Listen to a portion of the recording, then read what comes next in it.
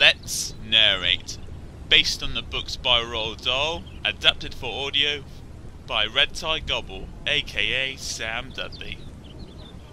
Episode 4, The Twits. This is the life. Nice sitting in the sun, in this treetop, not a care in the... Oh! Hello there, viewers! It's me, Mugglewump! You may remember me from the enormous crocodile audiobook a few episodes back. It just so happens I have the roly-poly bird with me as well. Say hello, birdie! Hello, all you lovely listeners. Yes, quite, shut up.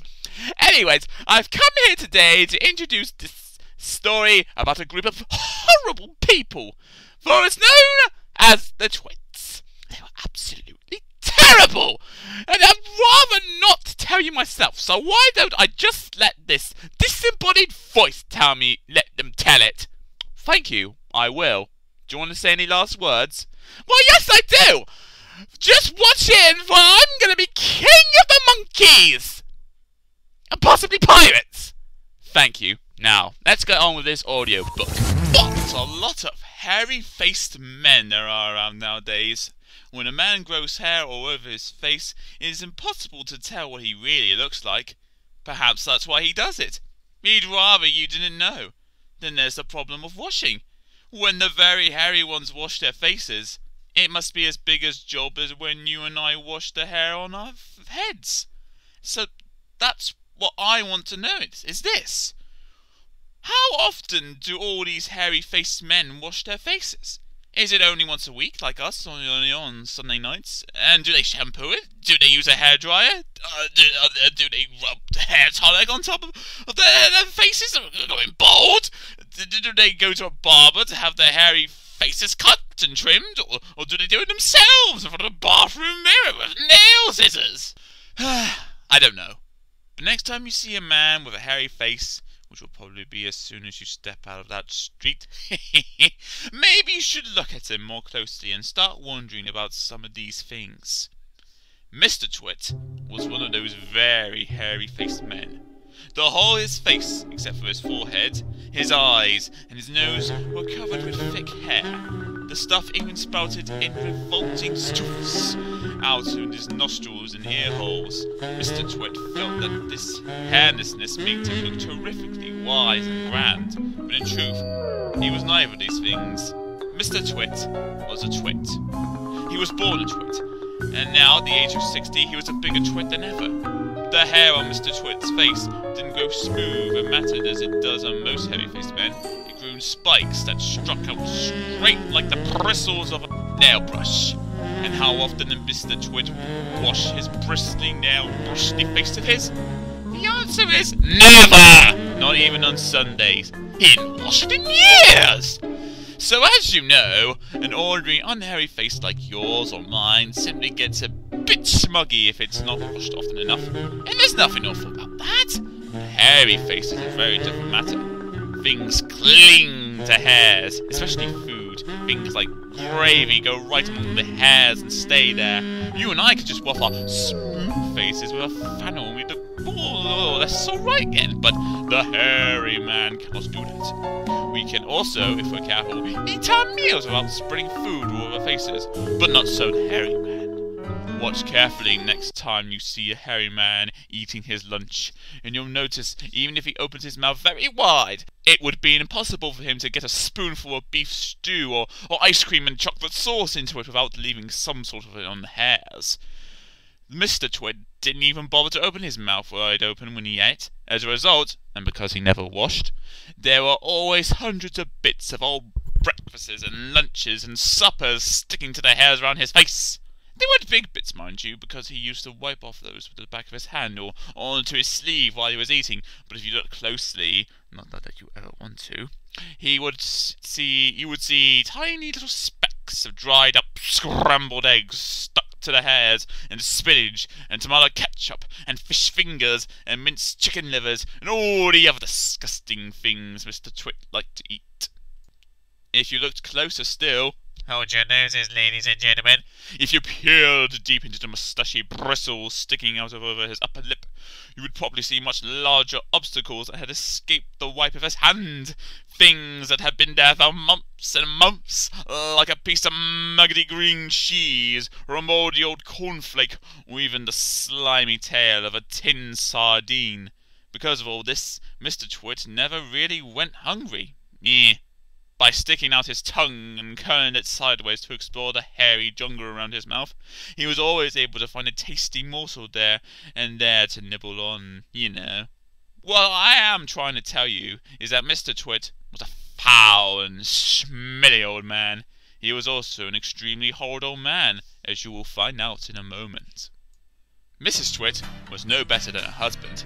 She did not, of course, have a hairy face. It was a pity she didn't, because at any rate would have been hidden some of the most fearful ugliness. Go on, take a look at her! Oh wait, you can. This is an audio production. Well, I wouldn't advise you to look at her face anyway. I mean, ugh! Have you ever seen a woman of uglier face than that? I doubt it.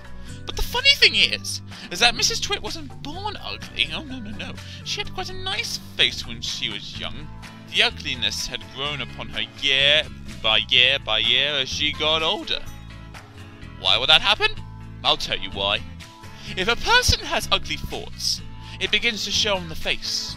And when that person has ugly thoughts every day, every week, every year, the face gets uglier and uglier, until it gets so ugly, you can barely bear to look at it. Look! A person who has good thoughts cannot ever be ugly. You can have a wonky nose and a crooked mouth and a double chin and stuck-up teeth, but if you have good thoughts, they will shine out of your face like sunbeams, and you will always look lovely. Nothing shone out on Mrs. Twit's face. On her right hand, she carried a walking stick.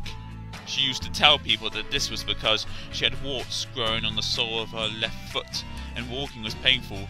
But the real reason she carried a stick was that she could hit things with it. Things like dogs and cats and small children. And then there was the glass eye. Mrs. Twit had a glass eye that was always looking the other way. You can play a lot of tricks with a glass eye, because you can take it out and pop it back in again any time you like. You can bet your life Mrs. Twit knew all the tricks. One morning, she took out her glass eye and popped it into Mr. Twit's mug of beer when he wasn't looking. Mr. Twit sat there drinking the beer slowly. The froth made a white ring on the hairs around his mouth. He wiped the white froth onto his sleeve and wiped his sleeve onto his trousers. "You're plotting something," Mrs. Twit said, keeping her back turned so she wouldn't see that she had taken away her glass eye. "Whenever you go all quiet like that, I know really well that you're plotting something." Mrs. Twit was right. Mr. Twit was plotting away like mad. He was trying to think up a really nasty trick he could play on his wife that day. "You better be careful," Mrs. Twit said, "because when I see you starting to plot, I watch you like a wombat." "You shut up, you old hag," Mr. Twit said. He kept on drinking his beer, and his evil mind kept working away on the latest horrid trick he was going to play on the old woman. Suddenly, as Mr. Twit tipped the last drop of beer down his throat, he caught sight of Mrs. Twit's awful glass eye staring at him in the bottom of the mug. It made him jump. "I told you I was watching you!" cackled Mrs. Twit. "I got eyes everywhere, so you better be careful." To pay her back for the glass eye in his beer, Mr. Twit decided he would put a frog in Mrs. Twit's bed. He caught a big one down by the pond and carried it back secretly into a box. That night, when Mrs. Twit was in the bathroom getting ready for bed, Mr. Twit slipped the frog down her sheets. Then he got into his own bed and waited for the fun to begin. Mrs. Twit came back and climbed onto her bed and put out the light. She laid there in the dark, scratching her tummy. Her tummy was itching. Dirty old hags, like her, always have itchy tummies. Then, all at once, she felt something cold and slimy crawling over her feet. She screamed. "Ah!" "What's the matter with you?" Mr. Twit said. "Help!" screamed Mrs. Twit down to the bed. "There's something in my bed!" I bet it's that giant squiggy wheel I saw on the floor just now, Mr. Twit said. That what? Screamed Mrs. Twit. I tried to kill it, but, it got away, Mr. Twit said. It's got teeth like screwdrivers. Help! Screamed Mrs. Twit. Save me, it's all over my feet! It'll bite off your toes, said Mr. Twit. Mrs. Twit fainted. Ugh! Mr. Twit got out of bed and fetched a glass of cold water. He poured the water over Mrs. Twit's head to revive her. The frog crawled up from under the sheets to get near the water. It started jumping about on the pillow. Frogs loved water. This one was having a good time. When Mrs. Twit came through, the frog had just jumped onto her face. This was not a nice thing to happen to anyone in bed at night. She screamed again. My God! My God, it is a giant squiggle, Mr. Twit said. It'll bite off your nose! Mrs. Twit leapt out of bed and flew downstairs and spent the night on the sofa. The frog went to sleep on her pillow. The next day, to pay Mr. Twit back for the frog trick, Mrs. Twit sneaked out into the garden and dug up some worms. She chose big long ones and put them in a tin and carried the tin back to the house under her apron. At 1 o'clock she cooked spaghetti for lunch, and she mixed the worms in with the spaghetti, but only on her husband's plate. The worms didn't show because everything was covered with tomato sauce and sprinkled with cheese. "Hey, my spaghetti's moving!" cried Mr. Twit, poking around with his fork. It's a new kind, Mrs. Twit said, taking a handful of her own plate, which of course had no worms. It's called squiggly spaghetti. It's delicious. Eat it up while it's nice and hot. Mr. Twit started eating, twisting the long tomato-covered strings around his fork and shoving them down in his mouth. Soon there was tomato sauce all over his hairy chin. "It's not as good as the ordinary kind," he said, talking with his mouth full. "Blah, blah, it's so squishy." I find it very tasty, Mrs. Twit said. She was watching him from the other end of the table. It gave her great pleasure to watch him eating worms. "I find it rather bitter," Mr. Twit said. "It's got a distinct bitter flavour. Buy the other kind next time." Mrs. Twit waited until Mr. Twit had eaten the whole plateful. Then she said, You want to know why your spaghetti was squishy? Mr. Twit wiped the tomato sauce from his beard with a corner of a tablecloth. "Where?" he said. And why is it a rather nasty bitter taste? "Where?" he said. Because it was worms! cried Mrs. Twit, clapping her hands and stamping her feet on the floor and rocketing with horrible laughter. To pay Mrs. Twit back for the worms in the spaghetti, Mr. Twit thought up a really clever and nasty trick. One night when the old woman was asleep, he crept out of bed and took a walking stick downstairs to his workshed. There he struck a round piece of wood, no thinner than a penny, onto the bottom of the stick. This made the stick longer, but the difference was so small the next morning Mrs. Twit didn't notice. The following night, Mr. Twit stuck on another tiny piece of wood. Every night he crept downstairs and added an extra tiny thickness of wood to the end of the walking stick. He did it very neatly so the extra bits looked like it was just part of the old stick. Gradually, oh so gradually, Mr. Twit's walking stick was getting longer and longer. Now, when something is growing and very slowly, it is almost impossible to notice happening. You yourself, for example, are actually growing taller every day that goes by, but you wouldn't think about it, would you? It's happening so slowly you cannot even notice it from 1 week to the next. It was the same with Mrs. Twit's walking stick. It was all so slow and gradual that she didn't even notice how long it was getting, even when it was halfway up her shoulder. "That stick's too long for you," Mr. Twit said to her one day. Why, so it is, Mrs. Twit said, looking at the stick. I had a feeling there was something wrong, but I couldn't for the life of me think of what it was. "There's something wrong, all right," Mr. Twit said, beginning to enjoy himself. What can have happened? Mrs. Twit said, staring at her old walking stick. It must suddenly be growing longer. "Don't be a fool," said Mr. Twit. "How can a walking stick possibly grow longer? It's made of dead wood, isn't it? Dead wood can't grow." Then what on earth has happened? cried Mrs. Twit. "It's not the stick. It's you," said Mr. Twit, grinning horribly. It's you that's growing shorter. I've been noticing it for quite some time now. That's not true, cried Mrs. Twit. You're shrinking, woman, said Mr. Twit. That's not possible! Such your feelings, you know it to be true.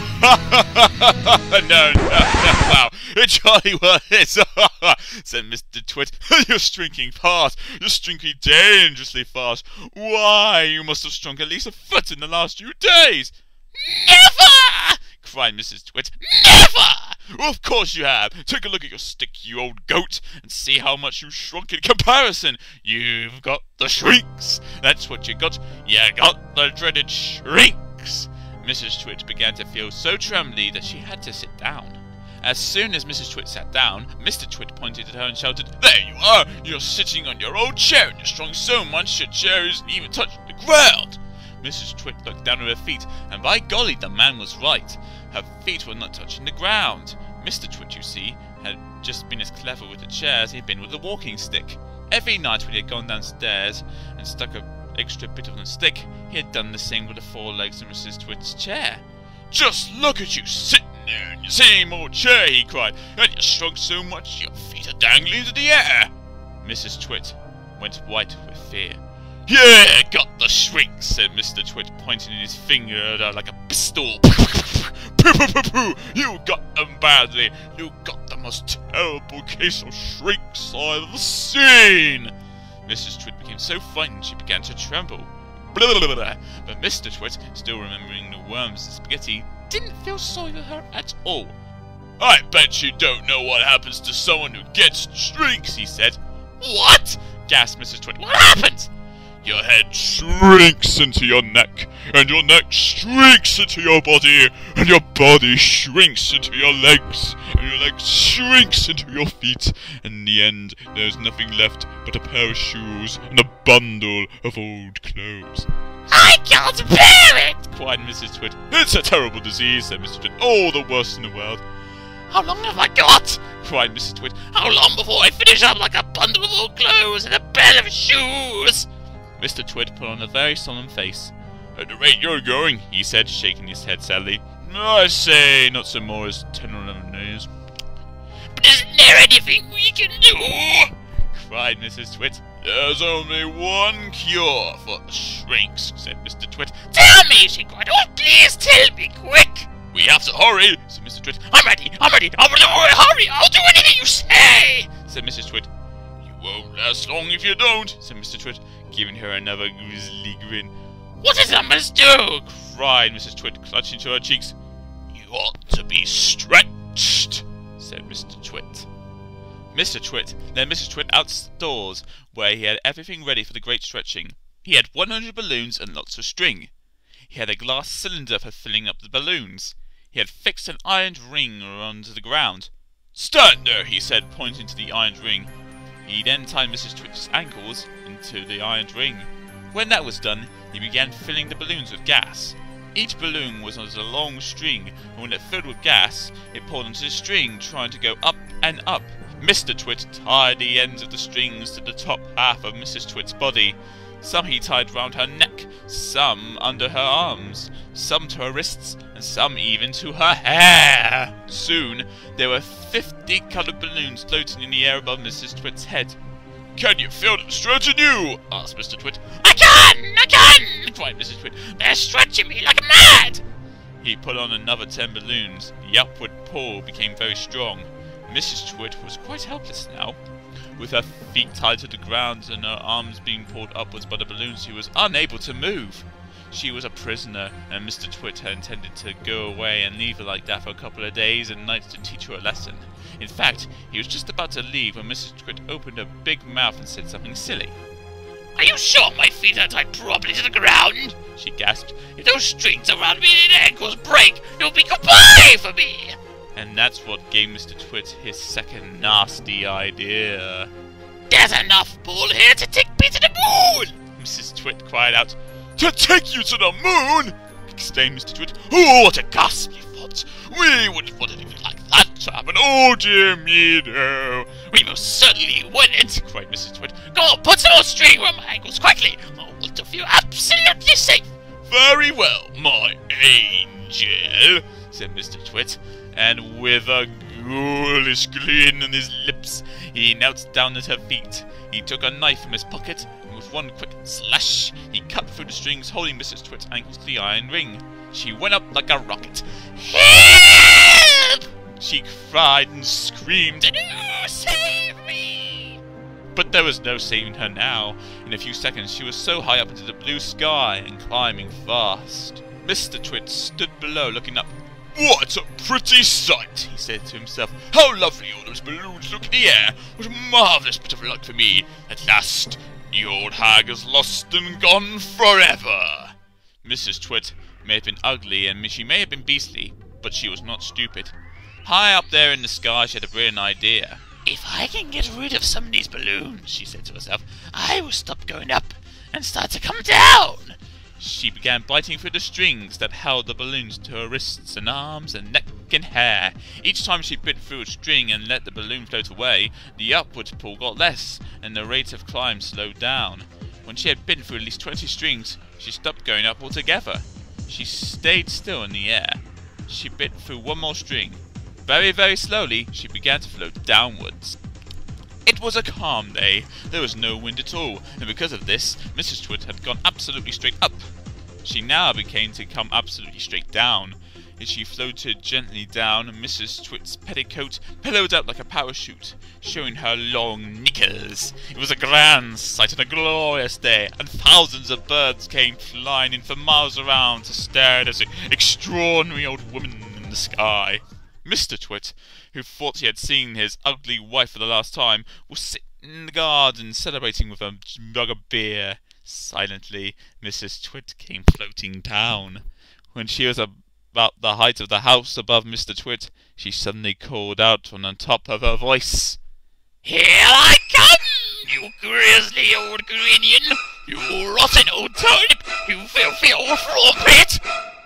Mr. Twit jumped as though he had been stung by a giant wasp. He dropped his beer. He looked up. He gulped. He gasped. He gurgled. A few chicken servants coming through his mouth. "I'll get you for this!" shouted Mrs. Twit. She was floating down right on top of him. She was purple with rage and slicing the air with her long walking stick, which she had somehow managed to hang on to all the whole time. "I'll swish you like a slasher!" she shouted. "I'll swash you like a swisher! I'll gosh you like a gosh you! I'll wash you with a gish you!" And before Mr. Twit had time to run away, this bundle of balloons and petticoats very far landed right on top of him, slashing him with the stick and kicking him all over his body. That's enough of that. We can't go on forever watching these two disgusting people doing disgusting things to each other. We must get ahead of the story. Here is a picture of Mr. and Mrs. Twit's house and garden. Some house? It looks like a prison, and not a window anywhere. That is, if you could see it. "Who wants windows?" Mr. Twit had said when they were building it. "Who wants every Tom, Dick, and Harry peeping in to see what you're doing?" It didn't occur to Mr. Twit that the windows were meant mainly for looking out of, not for looking into. And what do you think of that ghastly garden? Mrs. Twit was the gardener. She was very good at growing thistles and stinging nettles. "I always grow plenty of sticky thistles and plenty of stinging nettles," she used to say. "They keep out nasty, nosy little children." Near the house, you can see Mr. Twit's house shed. To one side, there is the big dead tree. It never has any leaves on it because, well, it's dead. And not far from the tree, you can see the monkey cage. There are 4 monkeys in it. They belong to Mr. Twit. You'll hear about them later. Once a week, on Wednesdays, the Twits had bird pie for supper. Mr. Twit caught the birds, and Mrs. Twit cooked them. Mr. Twit was good at catching birds. On the day before Bird Pie Day, he would put the ladder up against the big dead tree and climb into the branches with a bucket of glue and a paintbrush.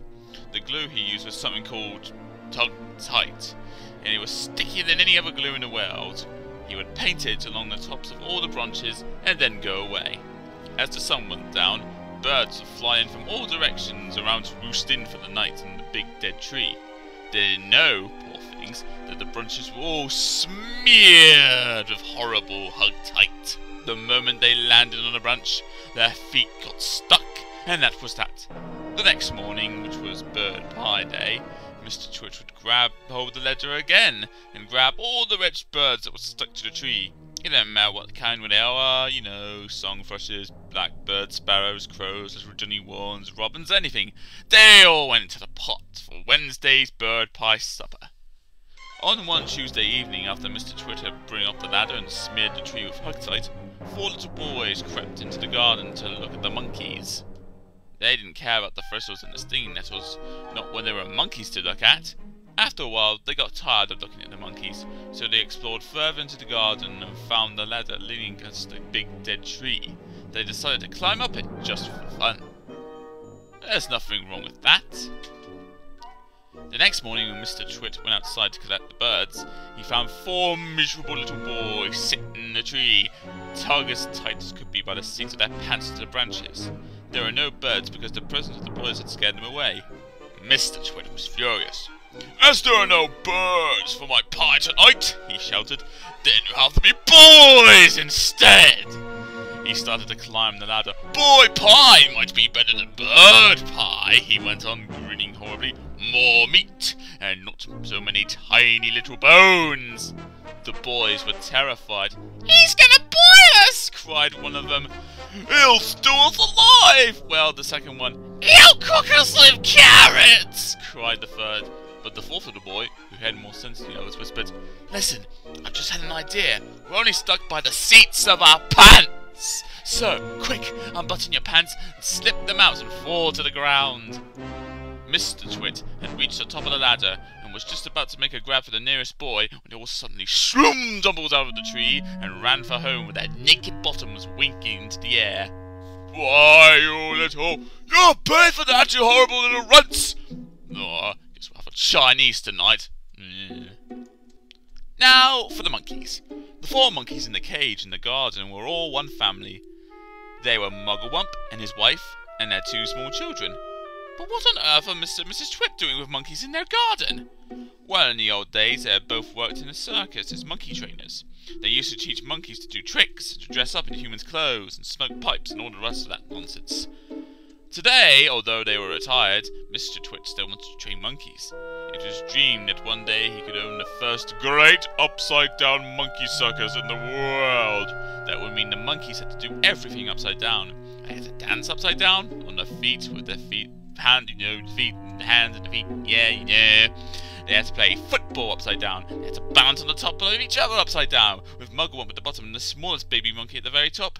They even had to eat and drink upside down, and that is not an easy thing to do, because the food and water has to go up your throat instead of down it. In fact, it was almost impossible, but the monkeys simply had to, otherwise they got nothing. All this sounds pretty silly to you and me. It sounded pretty silly to the monkeys too. They absolutely hated having to do these upside down nonsense day after day. It made them giddy, standing on their heads for hours on end. Sometimes the 2 small monkey children would faint with so much blood going to their heads. But Mr. Twit didn't care about that. He kept them practicing for 6 hours every day, and if they didn't do as they were told, Mrs. Twit would soon be coming running in with a beastly stick. Mugglewump and his family longed to escape from the cage into Mr. Twit's garden and go back into the African jungle where they came from. They hated Mr. and Mrs. Twit for making their lives so miserable. They also hated them for what they did to the birds every Tuesday and Wednesday. "Fly away, birds!" they used to shout, jumping about in the cage and waving their arms. "Don't sit in that big dead tree! It's just been smeared all over the sticky glue! Go sit somewhere else!" But these were English birds and they couldn't understand the weird African language the monkey spoke, so they took no notice and went on using the big dead tree and getting called for Mrs. Twit's bird pie. Then one day, a truly magnificent bird flew down out of the sky and landed in the monkey cage. "Good heavens!" cried all the monkeys together. "It's the roly-poly bird! What on earth are you doing here in the show? I mean England, Mr. Roly-Poly Bird!" Like the monkeys, the roly-poly bird came from Africa, and he spoke the same language as they did. "I've come for a holiday," said the roly-poly bird. "I love to travel, you see." He fluffed his marvellous coloured feathers and looked down rather blandly at the monkeys. "For most people," he went on, "flying away on a holiday is very expensive, but I can fly anywhere in the world for nothing." "Do you know how to talk to these English birds?" Mugglewump asked him. "Of course I do," said the roly-poly bird. "It's no good going to our country and not knowing the language." "Then you must hurry," said Mugglewump. "Today's Tuesday, and over there you can already see the revolting Mr. Twit up the ladder, painting up sticky glue on top of the branches of the big dead tree. This evening, when the birds come in to roast, you must warn them not to perch on that tree, but all to be made into bird pie." That evening, the roly-poly bird flew down and round the big dead tree, singing out, "There's sticky stick stuff all over the tree. If you land in the branches, you'll never get free. So fly away, stay up high, or you'll finish up tomorrow in a hot bird pie." The next morning, when Mr. Twit came out with his huge basket to snatch all the birds from the big dead tree, there wasn't a single one on it. They all were sitting on top of the monkey cage. The roly-poly bird was there as well, and Mugglewump and his family were inside the cage, and the whole lot of them were laughing at Mr. Twit. Mr. Twit wasn't going to wait another week for his bird pie supper. He loved bird pie. It was his favourite meal. So the very same day, he went after the birds again. This time, he smeared all the top parts of the monkey cage with the sticky glue, as well as the branches of the big dead tree. "Now, get ya," he said. "Whichever one of you sit on." The monkeys crouched into the cage and watching all this, and later on, when the roly-poly bird came swooping in for an evening chat, they shouted out, "Don't lie on our cage, roly-poly bird! It's covered in sticky glue, and so is the tree!" And that evening, as the sun went down and all the birds came in again to roost, the roly-poly bird flew round and round the monkey cage and the big dead tree, singing out his warning. "There's sticky stuff now on the cage and the tree. If you land on either, you'll never get free. So fly away, stay up high, or you'll finish up tomorrow in a hot bird pie." The next morning, when Mr. Twit came out with his huge basket, not a single bird was sitting on even the monkey cage or the big dead tree. They all perched happily on top of Mr. Twit's house. The roly-poly bird was up there as well, and the monkeys were all in the cage, and the whole lot of them were rooting and laughing at Mr. Twit. "Now, wipe that silly laugh off your beaks!" Mr. Twit screamed at the birds. "I'll get you next time, you filthy feathered swamps! I'll wring your necks, the whole lot of you, and have you bubbling in the pot for bird pie before the day is out." "How are you going to do that?" asked Mr. Twit, who had come outside to see what all the noise was about. "I won't have any smearing sticky glue over the roof of our house." Mr. Twit got very excited. "I've got a great idea!" he cried. It didn't bother to keep his voice down because he didn't think the monkeys could understand. "We'll both go into town right away, and we'll buy a gun each!" he shouted. "How's that?" "Brilliant!" cried Mrs. Twit, grinning and showing her long yellow teeth. "We'll buy those big shotguns and spray out 50 bullets or more with each bang!" "Exactly," said Mr. Twit. "Lock up the house while I go, and make sure the monkeys are safely shot away." Mr. Twit went over to the monkey cage. "Attention!" he barked in his fearsome monkey trainer's voice. "Upside down, all of you, and jump on it, one on top of the other. Quick, go on, get on with it, or you'll feel Mrs. Twit stick across your backsides." Obediently, the poor monkeys stood on their hands and clambered on top of the other, with Mugglewump at the top and the smallest child at the very top. "Now stay there until we get back," Mr. Twit ordered. "Don't you dare move, and don't have a balance. When we return, or 2 or 3 hours' time, I shall expect to find you all in exactly the same position as you are now. Understand?" With that, Mr. Twit marched away, Mrs. Twit went with him, and the monkeys were left alone with the birds. As soon as Mr. and Mrs. Twit had disappeared down the road, the monkeys all flipped back on their feet the right way up. "Quick! Get the key!" Mugglewump cried out to the roly-poly bird, who was still sitting on the roof of the house. "What key?" shouted the roly-poly bird. "The key to the door of the cage!" cried Mugglewump. "It's hanging on a nail in the work shed. That's where he always puts it." The roly-poly bird flew down and came back with the key in his beak. Mugglewump reached a hand through the bars of the cage and took the key. He put it in the lock and turned it. The door opened. All 4 monkeys leapt out together. "We're free! We're free!" cried the 2 little ones. "Where shall we go, Dad? Shall we hide?" "Don't get excited," said Mugglewump. "Calm down, everyone. Before we escape from this beastly place, we have one very important thing to do." "What?" they asked him. "We're going to turn those terrible Twits upside down." "We're going to what?" they cried. "You must be joking, Dad." I'm not, Mugglewump said. We're going to turn both Mr. and Mrs. Twit upside down with their legs in the air. That'd be ridiculous, said the roly-poly bed. How can we possibly turn those two maggoty old monsters upside down? We can, cried Mugglewump. We're going to make them stand on their heads for hours and hours, perhaps forever. Let's let them see what it feels like for a change. How? Said the roly-poly bed. Just tell me how. Mugglewump laid his head on one side, and a tiny twitching little smile touched the corners of his mouth. Now and again, he said, but not very often, I have a brilliant idea. Well, this is one of them. Follow me, my friends, follow me! He scampered off to the house, and the 3 other monkeys and the roly-poly bird went after him. Buckets and paintbrushes! Cried Mugglewump. That's what we want next! There are plenty in the workshed. Hurry up, everyone! Get a bucket and a paintbrush! Inside Mr. Twit's workhouse, there was an enormous barrel of hug-tight sticky glue, the stuff he used for catching birds. Fill your buckets, Mugglewump ordered. We're now going into the big house. Mrs. Twit had hidden the key to the front door under the mat, and Mugglewump had seen her doing it, so it's easy for them to get in. In they went, all 4 monkeys, with their buckets of sticky glue. Then came the roly-poly bird flying in after him, with a bucket in his beak and a brush in his claw. This is the living room, announced Mugglewump. The grand and glorious living room, where all those 2 wonderful scrumptious freaks eat bird pie every week for supper. Please don't mention bird pie again, said the roly-poly bird. It gives me the shivers. We mustn't waste time, cried Mugglewump. Hurry up, hurry up! Now the first thing is this. I want everyone to paint sticky glue all over the ceiling. Cover it all. Smear in every corner. Over the ceiling, they cried. Why the ceiling? Never mind why, shouted Mugglewump. Just do as you're called and no arguing. But how can we get up there? They asked. We can't reach.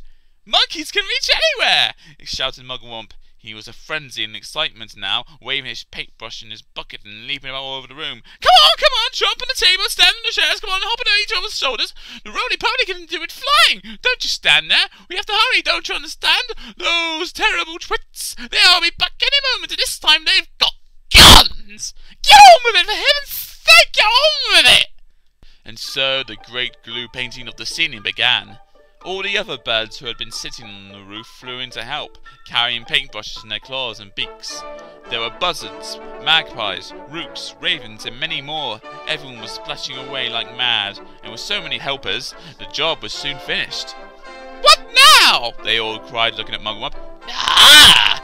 cried Mugglewump. Now for the fun! Now for the greatest upside-down trick of all time! Are you ready?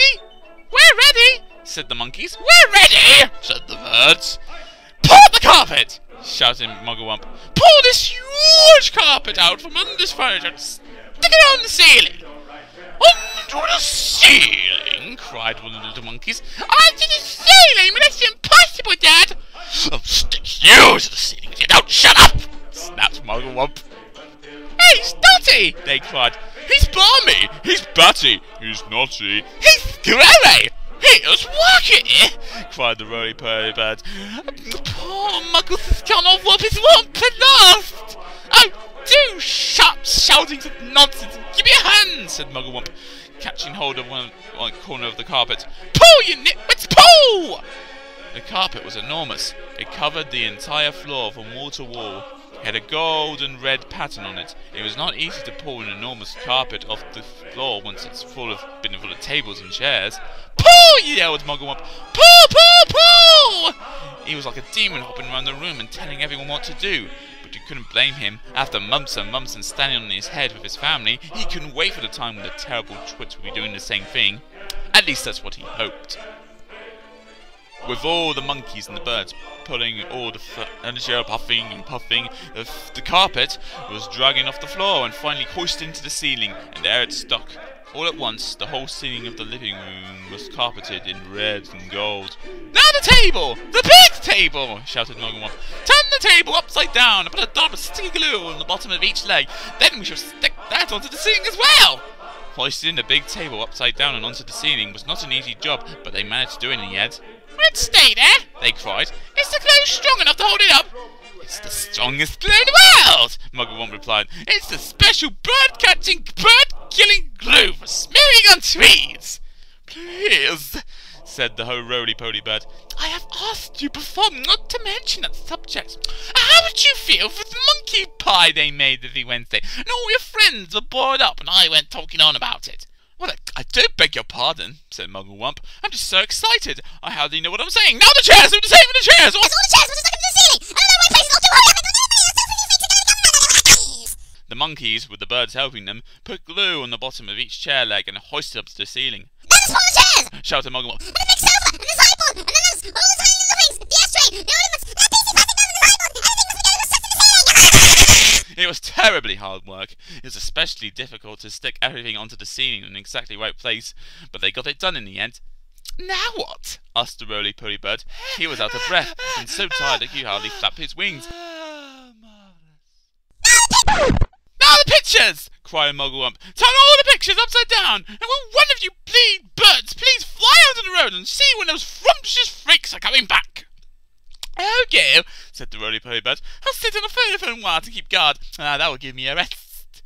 They only just finished the job when the roly-poly bird came swooping back down screaming, They're coming back, darlings! They're coming back! Quickly, the birds flew back on the roof and on the top of the house. The monkeys rushed back to their cage and stood upside down on top of one another.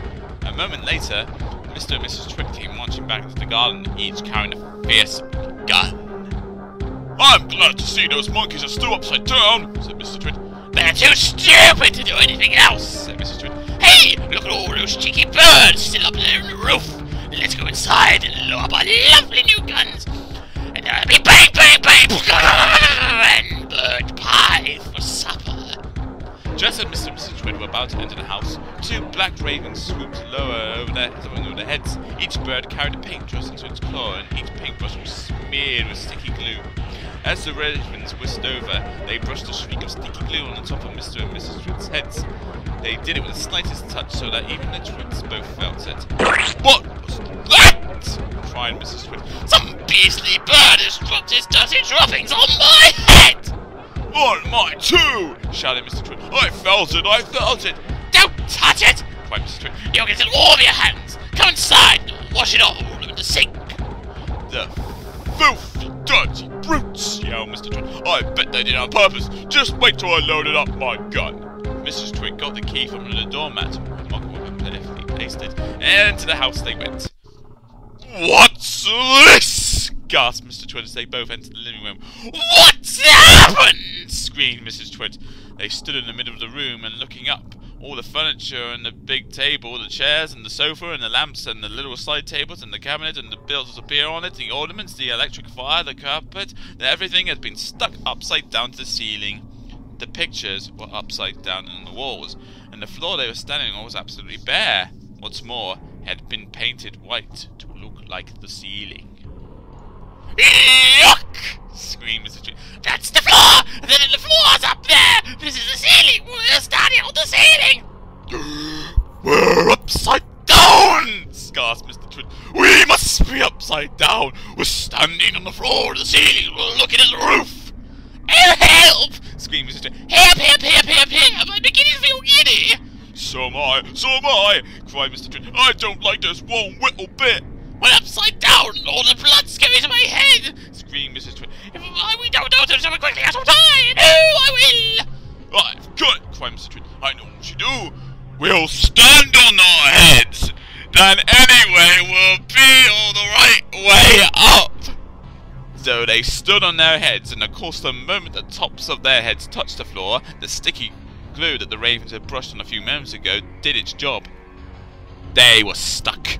They were pinned down, cemented, glued, fixed to floorboards. Though a crack in the door the monkeys watched, they jumped right from the cage the moment the Twits had gone inside, and the roly-poly bird watched, and all the other birds flew in out to catch a glimpse of this extraordinary sight. That evening, Mugglewump and his family went up to the big wood on top of the hill, and in the tallest tree of all they built a marvellous tree house. All the birds, especially the big ones, the crows and the rooks and magpies, made their nests around the tree house so that nobody could see it from the ground. Can't stay up here forever, you know, the roly-poly bird said.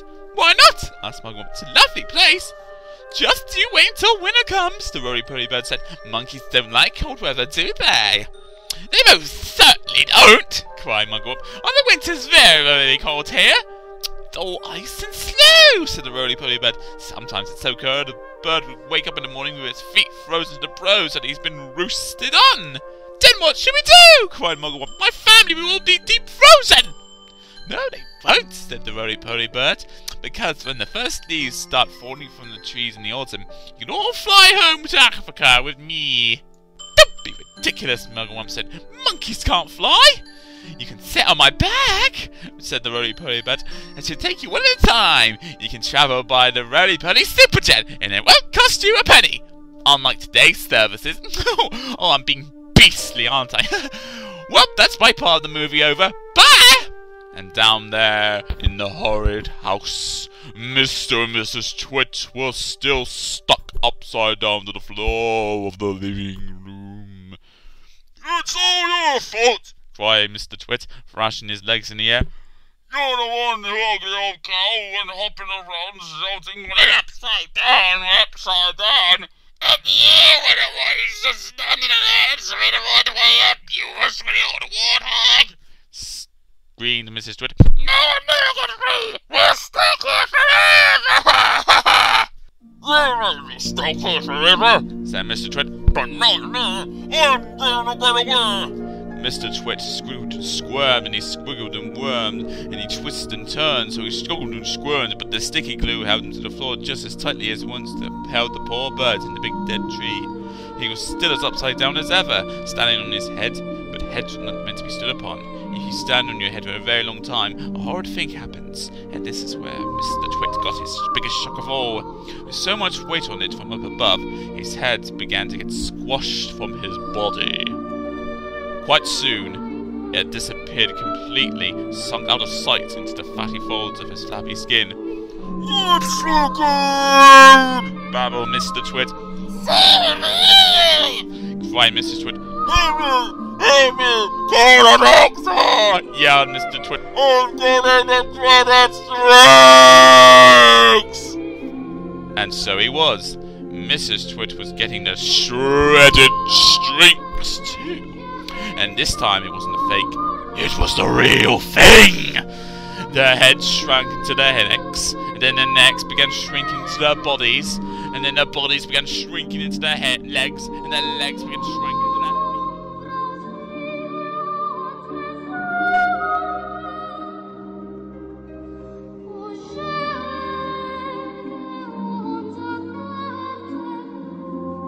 A week later, on a nice sunny afternoon, a man named Fred came round to read the gas meter. When nobody answered the door, Fred peered into the house, and there he saw on the floor in the living room 2 bundles of old clothes, 2 pairs of shoes, and a walking stick.